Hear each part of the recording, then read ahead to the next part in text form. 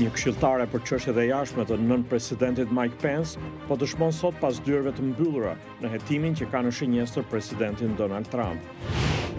Presidenti francez Emmanuel Macron tha se mungesa e udhëheqjes amerikane po shkakton vdekjen klinike të NATO-s. Departamenti Amerikan i Drejtësisë ka akuzuar 2 ish punonjës të Twitterit për spionazh në favor të Arabisë Saudite.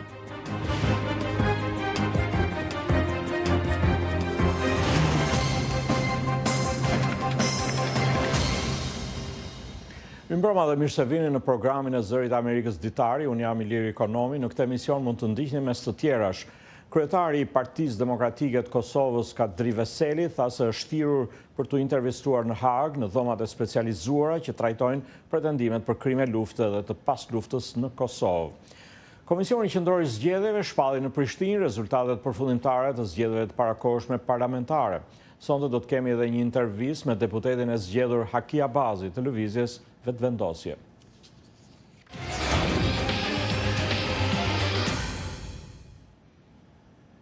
Filloj me lajmet. Një këshilltare për çështjet e jashtme të nën presidentit Mike Pence po dëshmon sot pas dyerve të mbyllura në hetimin që ka në shënjestër presidentin Donald Trump dhe që synon ngritjen e akuzave për shkarkimin e tij.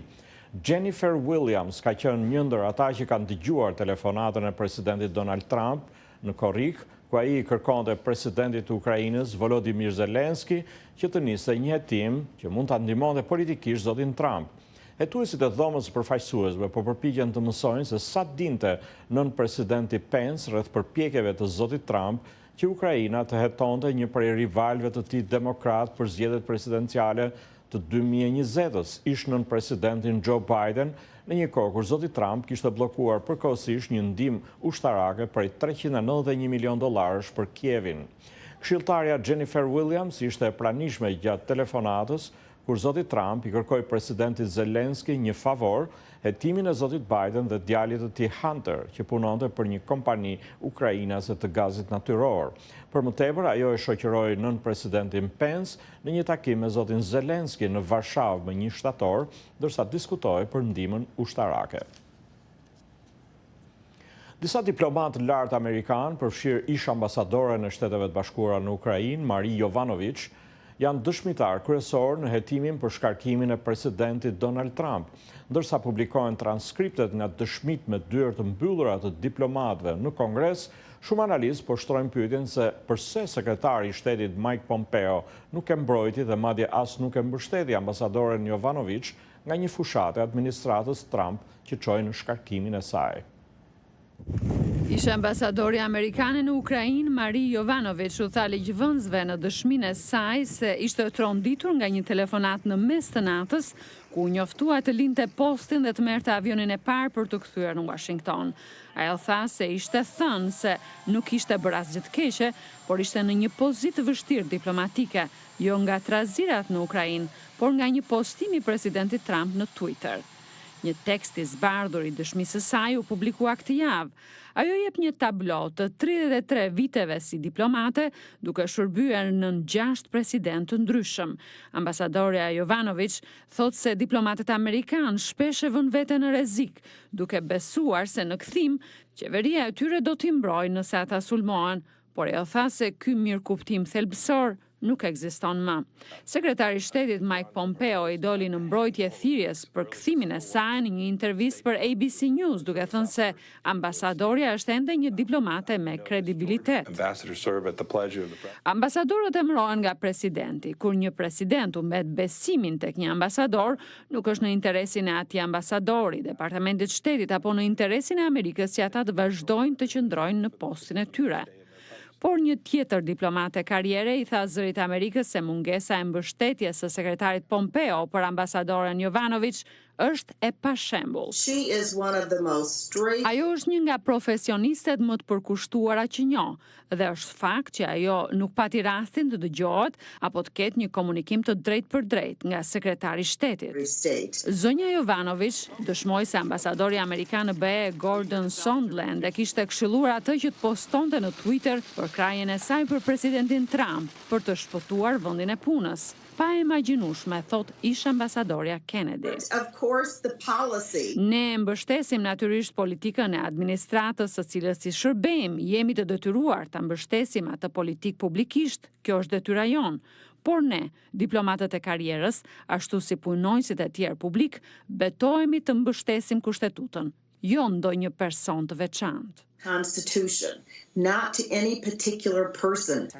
Disa ish diplomat thonë se besimi tek sekretari Pompeo ka marrë një goditje në Departamentin e Shtetit dhe ata janë të shqetësuar se ai tashmë ka dëmtuar përpjekjet e rekrutimit të diplomatëve të rinj. Presidenti francez Emmanuel Macron tha se mungesa e udhëheqjes amerikane po shkakton vdekjen klinike të NATO-s dhe se Bashkimi Evropian duhet filloj të veprojë si një fuqi strategjike botërore. Zoti Macron i tha revistës The Economist se Shtetet e Bashkuara nën presidentin Donald Trump duket se po na kthejnë shpinën, sidomos me tërheqjen e trupave nga Siria verilindore pa paralajmërim. Presidenti Macron tha se antarët evropian të Aleancës 29 duhet të rivlerësojnë realitetin e ri të NATO-s në dritën e angazhimit të Shteteve të Bashkuara. Në intervistë, zoti Macron tha se presidenti Trump nuk ndani den ton për projektin evropian. Ai shtoi se Evropa ndodhet në buzë të një gremine dhe duhet fillojë të mendojë si një fuqi gjeopolitike, përndryshe ne nuk do të jemi më në kontroll të fatit ton, tha ai. Kancelarja gjermane Angela Merkel tha të njëjtën se kjo nuk ishte pikpamja e saj. NATO-ja mbetet një gur themeli i sigurisë sonë, tha ajo për gazetarët. Edhe sekretari i përgjithshëm i NATO-s Jens Stoltenberg e kundërshtoi këtë karakterizim të aleancës gjatë një konference të përbashkët shtypi në Berlin. Departamenti Amerikan i Drejtësisë ka akuzuar 2 ish punonjës të Twitterit për spionazh në favor të Arabisë Saudite. Akuzat e shpallura në një gjykatë të San Franciscos tregojnë se 2 personat, Ali Al-Bazara dhe Ahmad Abuamo, përdorën kredencialet e tyre si punonjës të Twitterit për të marrë informacion nga llogaritë e disa përdoruesve të Twitterit. Abuamo, shtetas amerikan, u arrestua të martën, ndërsa Al-Zabara, që është shtetas saudit, mbetet i lirë. Prokurorët thanë se Abuamo falsifikoi dokumentet dhe gënjeu agjentët e FBI-s. Al-Zabara akuzohet se ka hyrë në të dhënat personale të më shumë se 6.000 përdoruesve të Twitterit në vitin 2015, duke përfshirë një shtetas saudit, i cili ishte mik i Jamal Khashoggit, gazetari Washington Postit, që dyshohet se u vra dhe trupi i tij u coptua nga agjentët saudit. Një djalë shqiptar që ishte marrë në Siri nga ëma kur ajo u bashkua me grupin Shteti Islamik, u lirua nga një kamp ndalimi në Sirinë Veriore dhe po kthehet në shtëpinë e tij në Itali, thanë zyrtar të kryqit kuq dhe gjysmëhënës së kuqe të Ejtën. Historia e 11 vjeçarit Alvin, që u gjendi vetëm pa familje në kampin Al-Hol, pasi nëna e tij vdiq në mes të luftimeve në Sirinë Verilindore, bërtheu vëmendjen e opinionit publik në Itali, pasi një emision televiziv lajmesh njoftoi lidhur me përpjekjet e dëshpëruara të Tahatit për ta rikthyer të birin në shtëpi. Evakuimi vjen gjithashtu në një kohë kur relievi strategjik në verilindje të Sirisë po ndryshon. Forcat e udhëhequra nga kurdët që drejtojnë kampin po bashkëpunojnë së fundi me qeverinë siriane, pasi Shtetet e Bashkuara tërhoqën trupat që luftonin ISIS-in së bashku. Fillimi i bashkëpunimit të kurdëve me Damaskun i hapi rrugën lirimit të Alvinit dhe fluturimit me avion me një eskort të gjysmëhënës së kuqe nga qyteti verilindor Kamishli në kryeqytetin sirian Damask, jo përmes Irakut verior.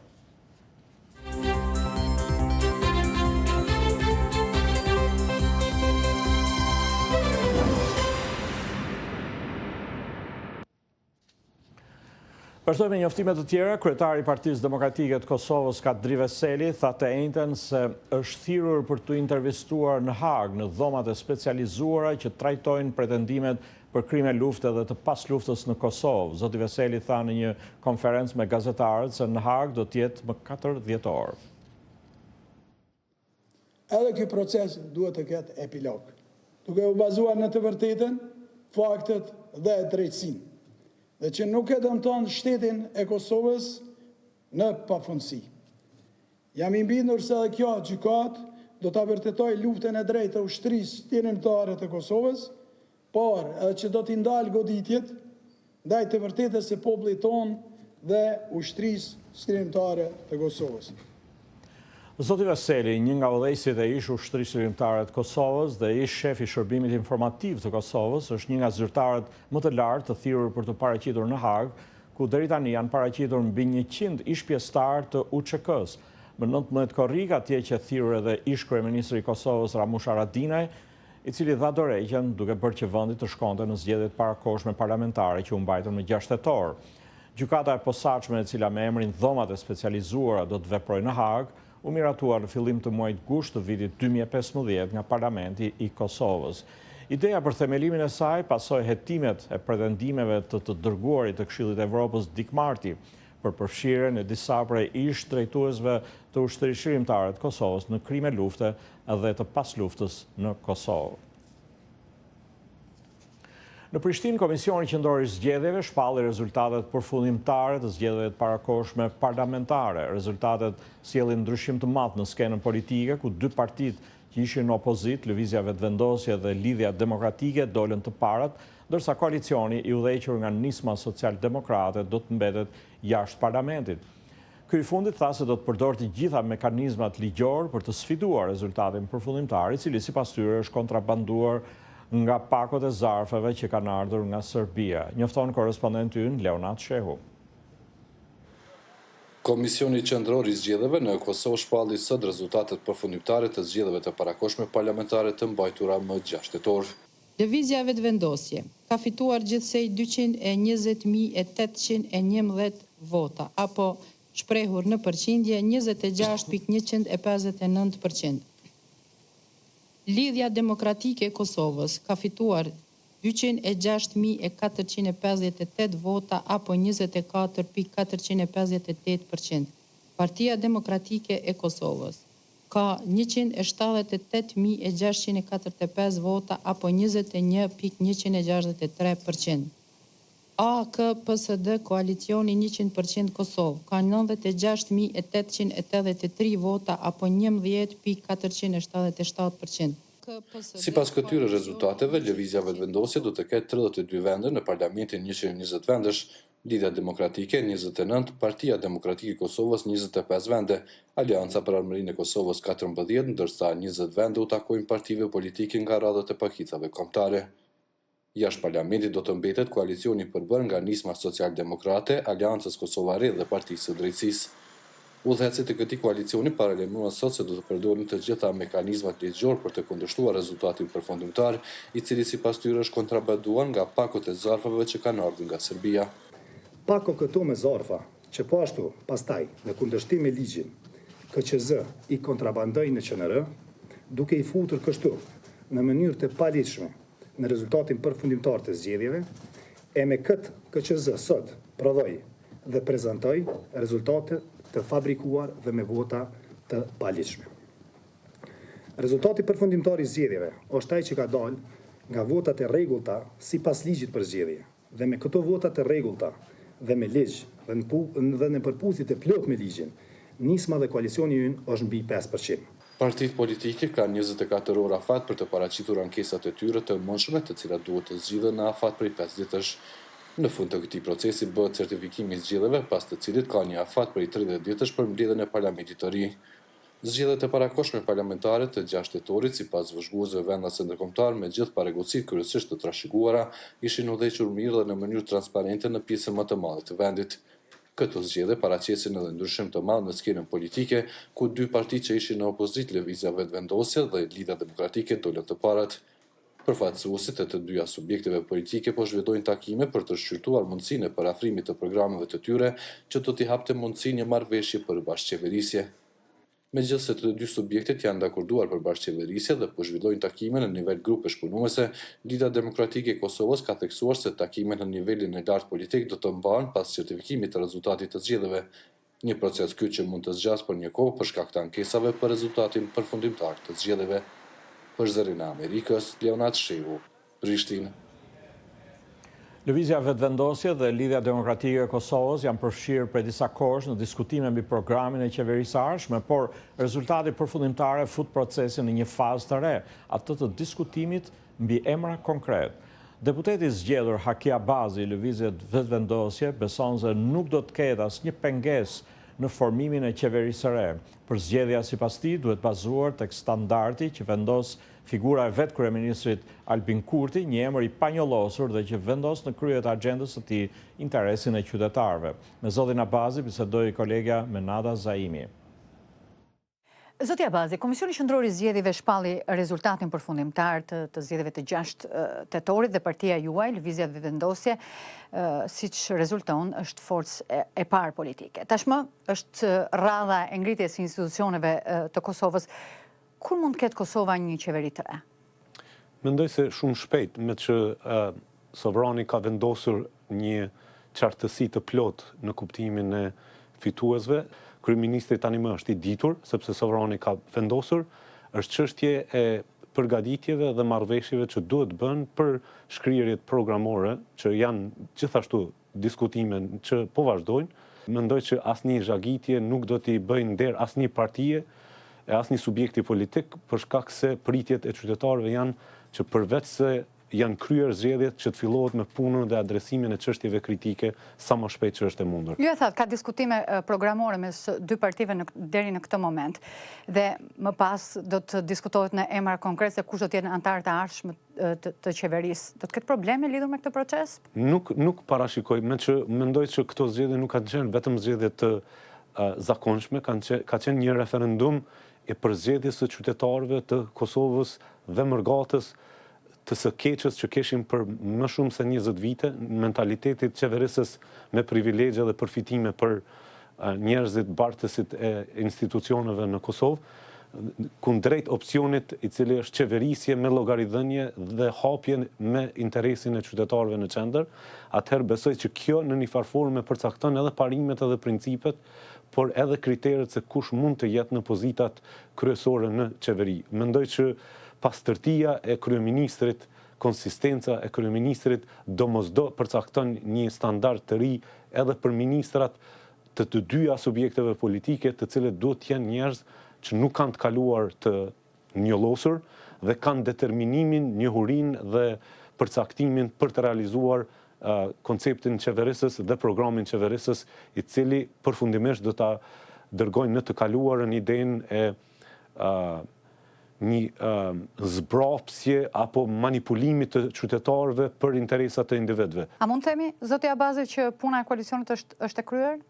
Unë mendoj që për vetëvendosjen është do si do e kryer dhe mendoj që edhe për lidhjen demokratike, duke qenë se vendimi për të mos hyrë në koalicion para zgjedhor ishte pikërisht marrëveshja që secili subjekt politik të shkojnë një nga një në zgjedhje dhe kjo bëri matjen e fuqisë kundrejt elektoratit dhe tani më siç e thash, elektorati ka dhënë fjalën e tyre. Çfarë do tentimi për këdo, qoftë individ, qoftë subjekt, që devijoj nga përcaktimi i sovranit, do të ishte dëmtim i reputacionit dhe kredibilitetit.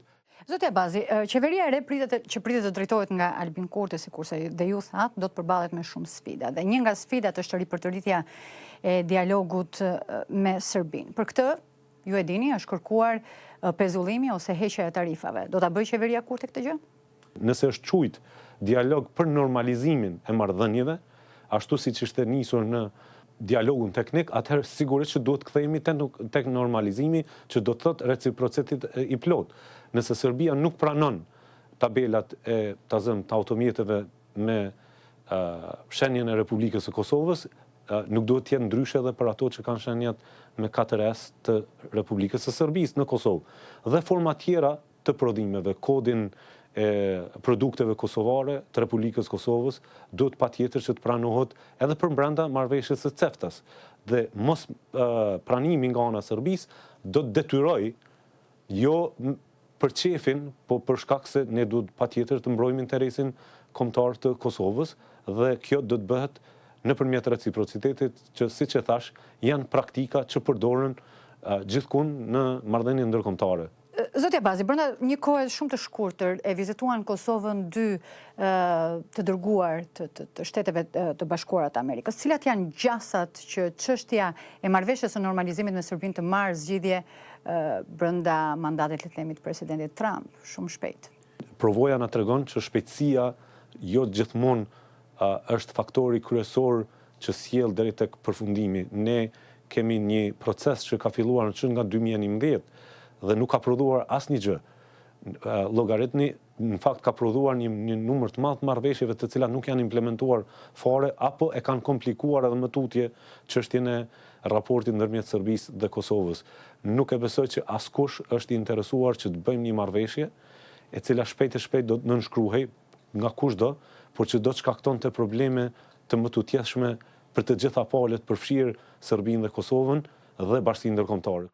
Zotja Bazi, partia juaj e ka përjashtuar mundësinë e diskutimit për ndryshim të kufive mes dy vendeve. Megjithatë, çfarë formule kompromisi ofroni ju?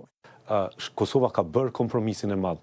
Problemi është që politikanët që po ikin tani nga fuqia politike nuk kanë qenë konsistent në llogarinë edhe listimin e këtyre kompromiseve. Ahtisaari ka qenë kompromisi i madh i shpalljes Republikës Kosovës dhe pavarësisë së saj. Të gjitha bisedimet e Vjenës që janë bërë kanë qenë kompromise të jashtëzakonshme që ka bërë Kosova për të akomoduar të drejtën e votimit dyfisht ulseve të rezervuara në parlamentin e Kosovës për komunitetin serb, kompetencat të cilat janë dhënë komunave përfshirë edhe ligjin për amnestin e të gjitha atyre që kanë mund të jenë të përfshirë në luftën e Kosovës nga ana pala serbe, qofshin ato formacionet të rregullta apo formacionet paramilitare në Kosovë. Do të jenë bërë kompromise të jashtëzakonshme. Mirë po fakti që Serbia ka ndruar lideret, sepse ishte pritur që Koshtunica do ta kryej, me premtimin e tij, në fakt është biseduar që do të kryej njohja e pavarësisë. Nuk e bëri. Mandej presidenti Tadić bëri premtimin që do ta bënte, nuk e bëri. Tani kush garanton se çfarë do lloj kompromisi që mund të paraqitet se Vučić do të bëj njohjen e pavarësisë së Kosovës. Do të thotë kompromiset e mëdha janë bërë, pavarësia e Kosovës është kompromisi për shqiptarët në Kosovë, edhe unë mendoj që piknisje tjetër nuk ka, përveç se marrëdhënie ndërfqinësore me Serbinë, ashtu siç jemi përbrenda kufive që Kosovën e kanë njohur mbi 110 vende të Bashkisë Ndërkombëtare. Faleminderit zotja Bazi për këtë intervistë për Zërin e Amerikës. Ju falenderoj edhe juve. Faleminderit.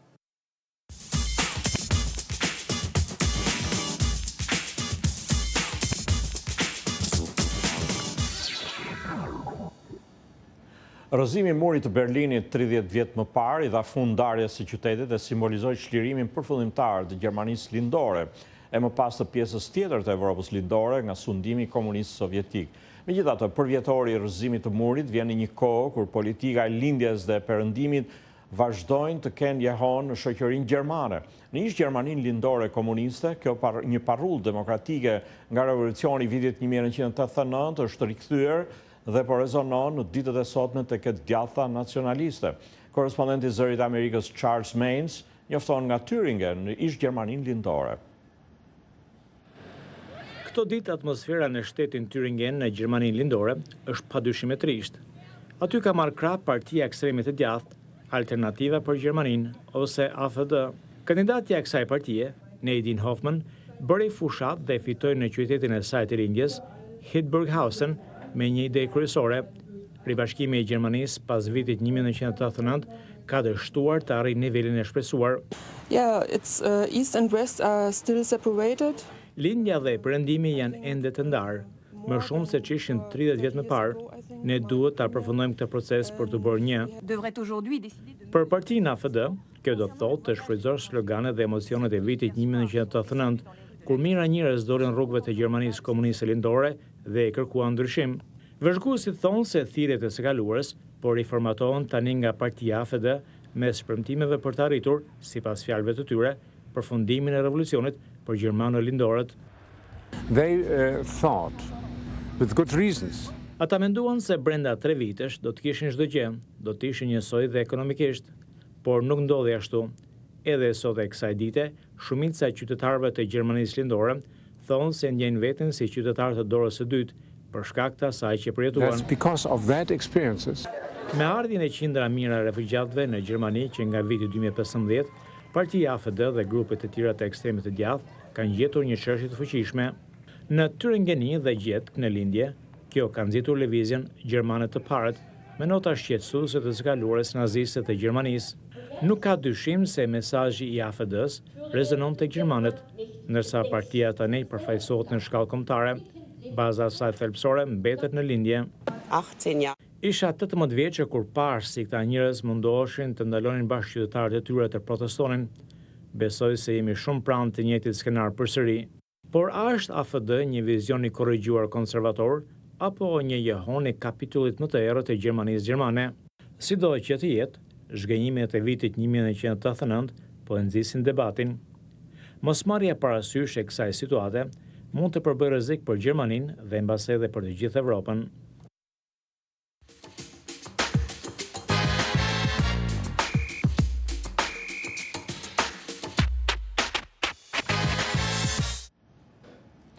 Këtu në Shtetet e Bashkuara të Amerikës, demokratët po festojnë fitoret në zgjedhjet në shtetet e Virginias dhe të Kentuckit, që ndoshta janë tregues të vështirësive që mund ta presin presidentin Donald Trump në fushatën e tij për të fituar një mandat tjetër në zgjedhjet e vitit të ardhshëm.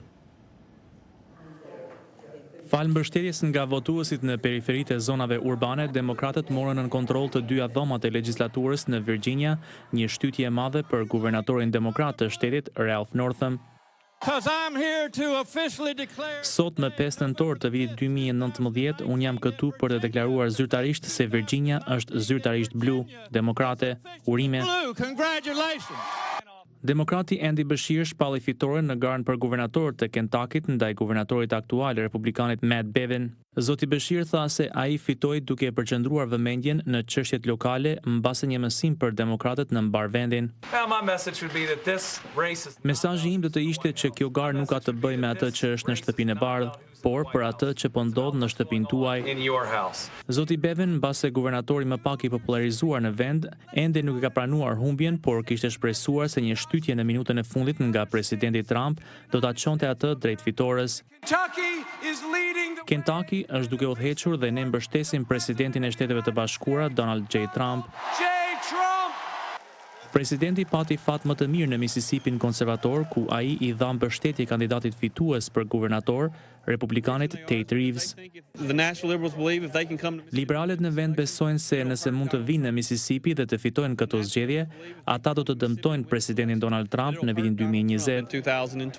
Demokratët përfshirë kryetarin e partisë, Tom Perez, u inkurajuan nga rezultatet e zgjedhjeve të fundit.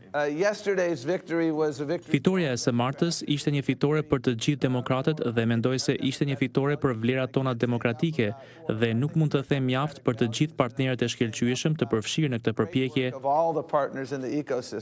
Mbështetja për republikanët në mesin e votuesve në zonat periferike të qyteteve shënoi rënje në këto zgjedhje të fundit dhe sondazhet tregojnë gjithashtu se presidenti po humbet terren me votuesit e pavarur, ndërsa ai përgatitet për zgjedhjet e vitit të ardhshëm. Presidenti Trump mbetet i përqendruar intensivisht në bazën e tij politike, thot Susan Page. Ndoshta surpriza më e madhe e presidencës së zotit Trump, dhe unë e them këtë duke marrë parasysh të gjitha llojet e surprizave, është se ai që nga dita e inaugurimit të tij nuk është përpjekur të zgjerojë bazën e mbështetësve të tij. Ai është përqendruar pothuajse ekskluzivisht në forcimin e mbështetjes brenda bazës së tij të votuesve. Presidenti Trump ndodhet mbrapa rivaleve të tij kryesor demokrat në disa sondazhe të reja kombëtare, por ai ka një paraqitje më të mirë në sondazhet me votuesit e shteteve të pavendosura, në të cilat ai fitoi me rezultat të ngushtë në vitin 2016. Këto ishin materialet e përgatitra për ditarin e sotëm. Ditari mund të ndiqet drejt për drejt në faqen tonë të internetit, zëriamerikës.com, si dhe në Facebook. Mirupafshim.